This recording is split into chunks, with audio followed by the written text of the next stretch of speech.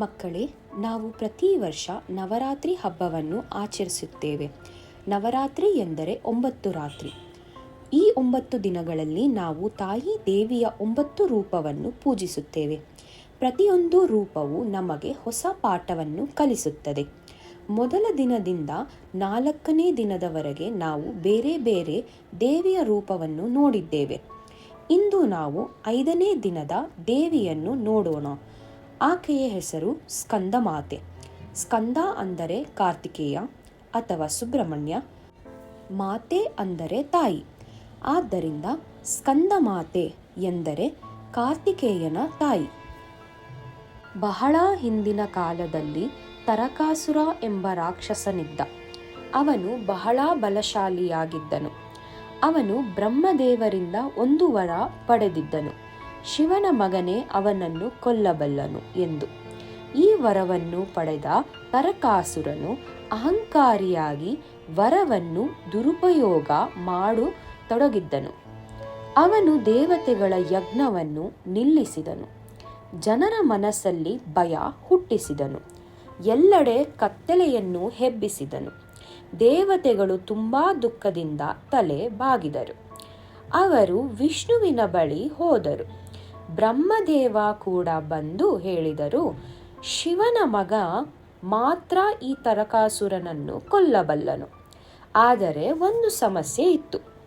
ಶಿವನು ಗಾಢ ತಪಸ್ಸಿನಲ್ಲಿ ಇದ್ದನು. ಅವನು ಪತ್ನಿ ಸತಿಯನ್ನು ಕಳೆದುಕೊಂಡು ದುಃಖದಲ್ಲಿ ಮುಳುಗಿದ್ದನು. ಇಲ್ಲಿ ಪಾರ್ವತೀ ದೇವಿ ಸತಿಯ ಪುನರ್ಜನ್ಮವಾಗಿ ಹುಟ್ಟಿದಳು. ಅವಳು ಬಾಲ್ಯದಿಂದಲೇ ಶಿವನನ್ನು ಆರಾಧಿಸುತ್ತಿದ್ದಳು. ಕಠಿಣ ತಪಸ್ಸು ಮಾಡಿ ಶಿವನ ಹೃದಯವನ್ನು ಗೆದ್ದಳು. ಅಂತಿಮವಾಗಿ ಶಿವನು ಪಾರ್ವತಿಯನ್ನು ವಿವಾಹ ಮಾಡಿಕೊಂಡನು. ಇವರ ದೈವಿ ಶಕ್ತಿ ಸಂಯೋಗದಿಂದಲೇ ಒಂದು ದಿವ್ಯ ಶಿಶು ಜನಿಸಿತು.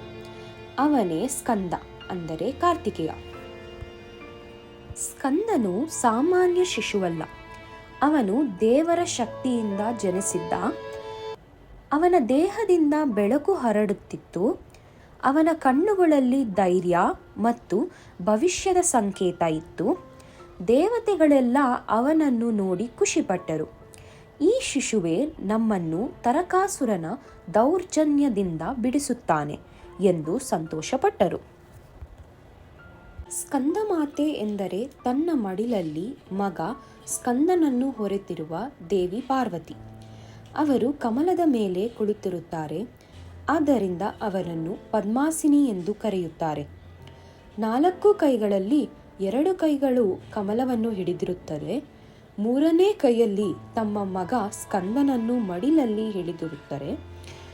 4ನೇ ಕೈಯಿಂದ ಭಕ್ತರಿಗೆ ಆಶೀರ್ವಾದ ನೀಡುತ್ತಾರೆ. ಅವರ ವಾಹನ ಸಿಂಹ. ಇದು ಧೈರ್ಯ, ಶೌರ್ಯ, ನಿರ್ಭೀತಿಯನ್ನು ತೋರಿಸುತ್ತದೆ. ಮಕ್ಕಳೇ, ಇದು ಏನು ತೋರಿಸುತ್ತದೆ ಗೊತ್ತಾ? ತಾಯಿ ಅಂದರೆ ಮಮತೆಯ ಸಂಕೇತ. ಆದರೆ ಆ ಮಮತೆಯು ಜೊತೆ ಧೈರ್ಯವೂ ಇರುತ್ತದೆ. ಅದಕ್ಕೆ ಸ್ಕಂದಮಾತೆ ನಿಮಗೆ ಪಾಠ ಹೇಳುತ್ತಾಳೆ. ತಾಯಿ ಎಂದರೆ ಪ್ರೀತಿ ಮಾತ್ರವಲ್ಲ, ಧೈರ್ಯ ಮತ್ತು ರಕ್ಷಣೆಯೂ ಆಗಿದ್ದಾಳೆ. ಸ್ಕಂದಮಾತೆ ತನ್ನ ಮಗನನ್ನು ಕೇವಲ ತಾಯಿಯಾಗಿ ಮಮತೆಯಿಂದ ಸಾಕಲಿಲ್ಲ. ಅವನಿಗೆ ಧೈರ್ಯ, ಜ್ಞಾನ ಮತ್ತು ಯುದ್ಧ ಶಿಕ್ಷಣ ನೀಡಿದರು. ಸ್ಕಂದನು ಬೆಳೆದಂತೆ ಅವನಲ್ಲಿ ದೈವಿ ಶಕ್ತಿಯು ಹೆಚ್ಚಾಯಿತು. ಅವನು ಆಯುಧಗಳನ್ನು ಕಲಿತುಕೊಂಡನು. ಶೂಲ, ಬಿಲ್ಲು, ಕತ್ತಿ ಮತ್ತು ವಿಶೇಷವಾಗಿ ದಿವ್ಯ ಬಾಣ. ತಾಯಿಯ ಆಶೀರ್ವಾದದಿಂದಲೇ ಅವನು ದೇವಸೈನ್ಯದ ಸೇನಾನಾಯಕನಾದ. ಇನ್ನು ತರಕಾಸುರನ ಭಯ ದಿನದಿಂದ ದಿನಕ್ಕೆ ಹೆಚ್ಚಿತು. ದೇವತೆಗಳೆಲ್ಲ ಸ್ಕಂದನ ಬಳಿಗೆ ಬಂದು ಹೇಳಿದರು, ನೀನು ನಮ್ಮ ಸೇನಾಪತಿ, ನಮ್ಮನ್ನು ಕಾಪಾಡು. ಸ್ಕಂದನು ತಾಯಿಯ ಆಶೀರ್ವಾದ ಪಡೆದು ತನ್ನ ವಾಹನವಾದ ಮಯೂರದ ಮೇಲೆ ಕುಳಿತು ದೇವಸೈನ್ಯವನ್ನು ಮುನ್ನಡೆಸಿದನು. ತರಕಾಸುರ ಮತ್ತು ಅವನ ದೈತ್ಯ ಸೇನಾ ಪ್ರಬಲವಾಗಿತ್ತು. ಆದರೆ ಸ್ಕಂದನು ನಿರ್ಭೀತಿಯಾಗಿ ಹೋರಾಡಿದನು. ತರಕಾಸುರನನ್ನು ಎದುರಿಸಿದಾಗ ಭೂಮಿ ನಡಗಿತು. ಆಕಾಶದಲ್ಲಿ ಗರ್ಜನೆ ಕೇಳಿಸಿತು. ಕೊನೆಗೆ ಸ್ಕಂದನು ತನ್ನ ದಿವ್ಯ ಶೂಲದಿಂದ ತರಕಾಸುರನ ಹೃದಯವನ್ನು ಭೇದಿಸಿ ಅವನನ್ನು ಸಂಹರಿಸಿದನು. ಅಂದಿನಿಂದಲೇ ಲೋಕದಲ್ಲಿ ಶಾಂತಿ ಪುನಃ ಸ್ಥಾಪವಾಯಿತು. ದೇವತೆಗಳು ಸ್ಕಂದನನ್ನು ಜಯಶೀಲನೆಂದು ಕೊಂಡಾಡಿದರು.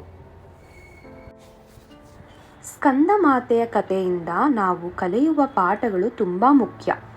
ತಾಯಿಯ ಆಶೀರ್ವಾದವೇ ಮಗನ ಶಕ್ತಿಯ ಮೂಲ. ತಾಯಿಯ ಮಮತೆ ಪ್ರೀತಿ ನೀಡುತ್ತದೆ, ಧೈರ್ಯ ಕೊಡುತ್ತದೆ.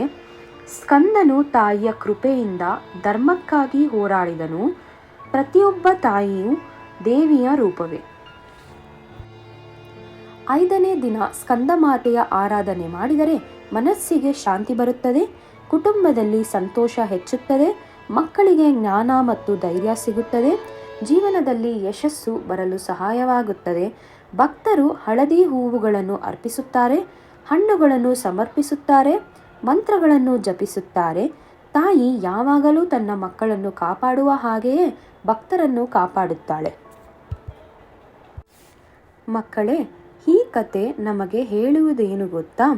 ತಾಯಿಯ ಪ್ರೀತಿ ಜಗತ್ತಿನಲ್ಲಿ ಅತಿ ದೊಡ್ಡದ್ದು.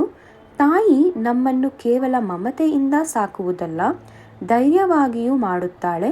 ತಾಯಿಯ ಆಶೀರ್ವಾದ ಇದ್ದರೆ ಯಾವ ಕಷ್ಟವನ್ನಾದರೂ ಗೆಲ್ಲಬಹುದು.